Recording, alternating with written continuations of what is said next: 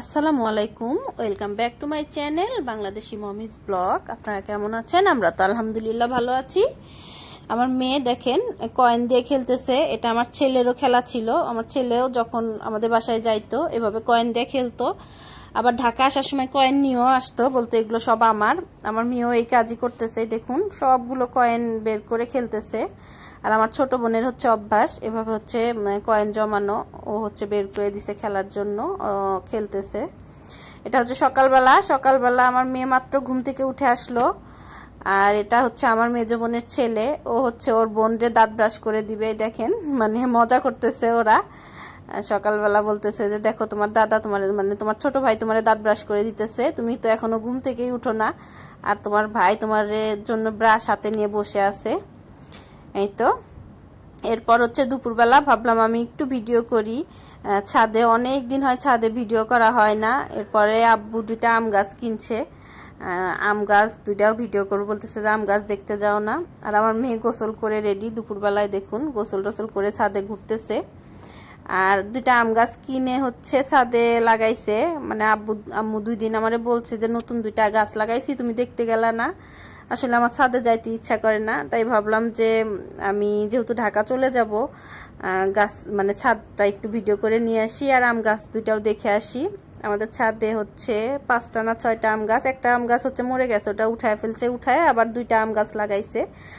আর আগের মনে হয় 3টা গাছ ছিল, ওই 3টাতেও অনেক আম, মাশাল্লাহ অনেক আম ধরছে। আর যে 2টা গাছ কিনে নিয়ে আসছে ছোট ছোট গাছ, তারপরে ওই গাছ দুটাতে কিন্তু অনেকগুলো আম ছিল, ছোট ছোট অনেক আম ছিল। তাই ভাবলাম আমি একটু ভিডিও করি। আর আমার বোন হচ্ছে আমার মেয়েরে আর আমার বোনের ছেলেরে, মেজো বোনের ছেলেরে গোসল করায় দিয়ে ওদের জামা কাপড়গুলো ধুয়ে দিতেছে।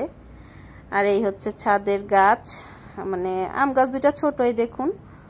এই হচ্ছে একটা আম গাছ, এই গাছেও আম আছে, 4-5টা আম আছে।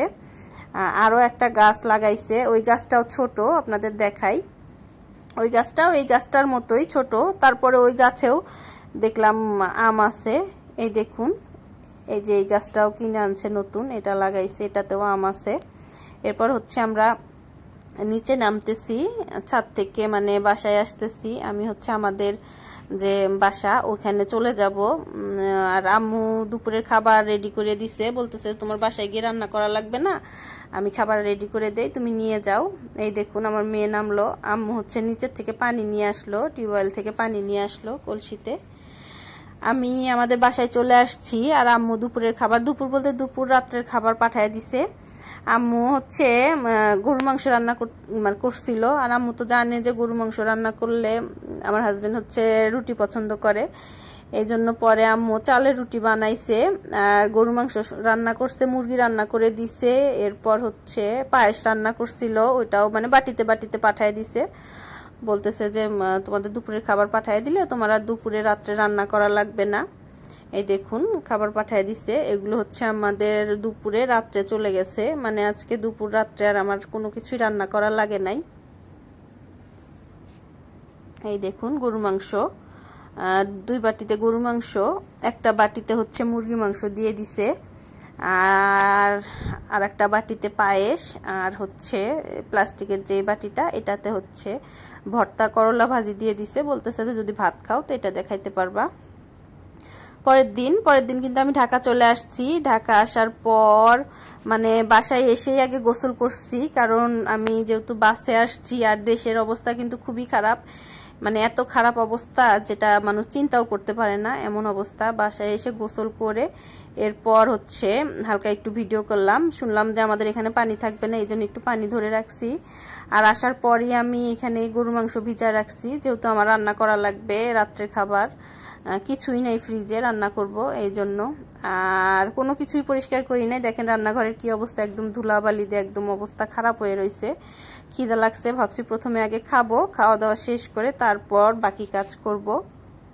আর আমি ভাবছিলাম বাসায় এসে খিচুড়ি রান্না করব, কিন্তু আমার ছেলে বলতেছে যে না বাসায় যাও, তোমার কিছু রান্না করা লাগবে না, আমরা বাসায় যাওয়ার সময় হোটেল থেকে খাবার নিয়ে যাব। আর আমাদের এখানেই নান্না বিরিয়ানির, এটা হচ্ছে আমাদের বাসার পাশেই। পরে ও গাড়ি থেকে নেমে 2 প্যাকেট বিরিয়ানি নিয়ে আসছে, আমাদের হচ্ছে 3 জনের জন্য, আমি আমার মেয়ে ছেলে আমাদের 3 জনের হয়ে যাবে।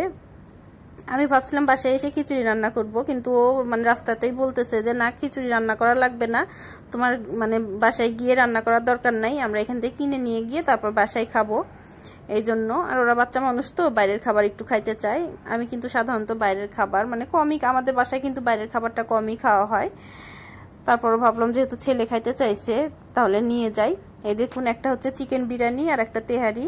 চিকেন বিরিয়ানিটা হচ্ছে মেয়ের জন্য, মেয়ে তো তেহারি খাইতে পারবে না, ঝাল লাগবে, এই জন্য 1 প্যাকেট চিকেন বিরিয়ানি নিয়ে আসছি, আর একটা হচ্ছে তেহারি নিয়ে আসছি। আর 2 প্যাকেট দিয়ে কিন্তু আমাদের 3 জনের আলহামদুলিল্লাহ হয়ে যাবে। এখানে অনেক আছে, মানে একদম পেট ভরে খাওয়া যাবে। আমরা হচ্ছে এখন দুপুরের খাবার খাবো। দুপুরের খাওয়া শেষ করে তারপরে যে বাকি কাজগুলো আছে সেগুলো গুছাবো। দুপুরের খাওয়া শেষ করতে করতে 5:30টার মতো বেজে গেছে। এরপর বাড়িঘর পরিষ্কার করে আমি রান্না বসিয়ে দিছি। এটা হচ্ছে মেয়ের জন্য চিকেন কোরমা। মেয়ে হচ্ছে গরুর মাংস খেতে মানে ওইভাবে খেতে পছন্দ করে না, আর আমরা যেহেতু একটু ঝাল ঝাল করে রান্না করি ওই মাংসটাও খাইতেও চায় না। এই জন্য মেয়ের জন্য চিকেন কোরমা রান্না করলাম, আর এই যে আমাদের জন্য গরুর মাংসটা বসিয়ে দিছি। এগুলো হচ্ছে আমি এখন রান্না করব। রান্না বান্না শেষ করার পর আমার টুকটাক কিছু বাজারও করতে হবে। এই দেখুন, রান্না শেষ করার পর আমি বাটিতে বাটিতে বেড়ে রাখছি। আর এইভাবে বাটিতে বাটিতে বেড়ে রাখলে সুবিধা হয় কি, যখন মানে একটা করে বাটি বের করলে জাল দিলে দেখা যায় হয়ে যায়, আমার মানে বেশি আর তরকারি জাল দিতে হয় না। আর মেয়ের এই দেখুন চিকেন কোরমা, ওর চিকেন কোরমাটাও রান্না হয়ে গেছে। ঠান্ডা হয়ে গেলে মেয়ের রাত্রে খাওয়ানোর পর হচ্ছে ফ্রিজে রেখে দিব। আর হচ্ছে বাকিগুলো তো আমি সুন্দর করে বাটিতে পাতিলে বেড়ে রাখছি। আর এখানে কিছু বাজার করে নিয়ে আসছি। দেখুন, আমার এই বাজারগুলো শেষ হয়ে গেছে, তাই ভাবলাম নিয়ে আসি। কাঁচামরিচ, তারপর হচ্ছে আমার এখানে পেঁয়াজ, আলু, টমেটো, এগুলো নিয়ে আসলাম। একটু বেশি করে নিয়ে আসছি, কারণ আমার বাসায় ছেলে মানুষ নাই, প্রতিদিন আসলে বাজার করা যায় না, এই জন্য বেশি করে নিয়ে আসছি। এরপর ডিম শেষ হয়ে গেছে, ডিম নিয়ে আসলাম। এটা হচ্ছে ধনেপাতাও নিয়ে আসলাম, আর 1 খাঁচি ডিম নিয়ে আসছি। এগুলো এখন আমি ক্লিন করব, মানে এখন আবার সে আগের মতো শুরু হয়েছে। সবকিছু পরিষ্কার করে গুছিয়ে রাখবো। ঠিক আছে, আমি এগুলো সবকিছু গুছিয়ে রাখি, আর আপনাদের কাছেও বিদায় নিব। যদি কোনো ভুল ত্রুটি হয় অবশ্যই ক্ষমা করে দিবেন। ভালো থাকবেন, সুস্থ থাকবেন, আমাদের জন্য দোয়া করবেন, আমরাও আপনাদের জন্য দোয়া করি। আল্লাহ হাফেজ।